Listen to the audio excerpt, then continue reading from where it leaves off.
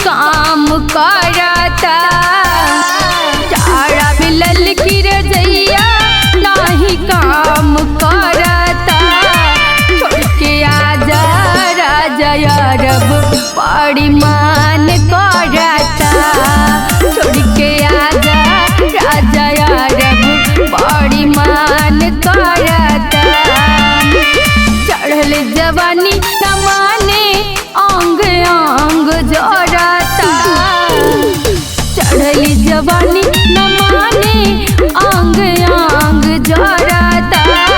छोड़ के आजा राजा यारब बड़ी मान करता।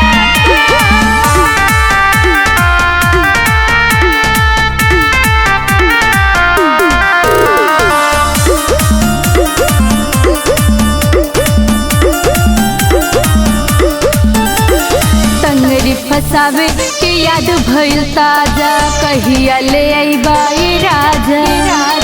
कहिया ले अइबा ये राजा। तंगरी फसावे के याद भइल ताजा। कहिया ले अइबा ये राजा। हर चढ़ली जवानी के सहाई ना।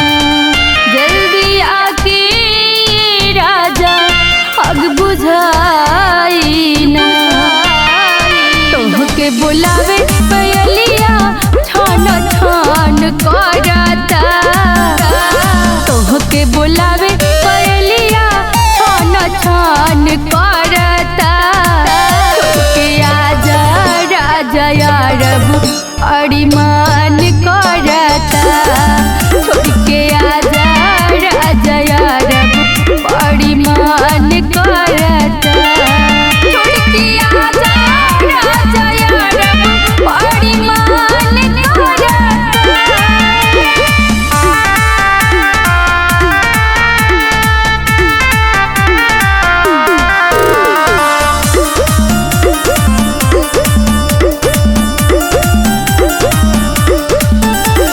चले बेयारे हो फाट बेवारे।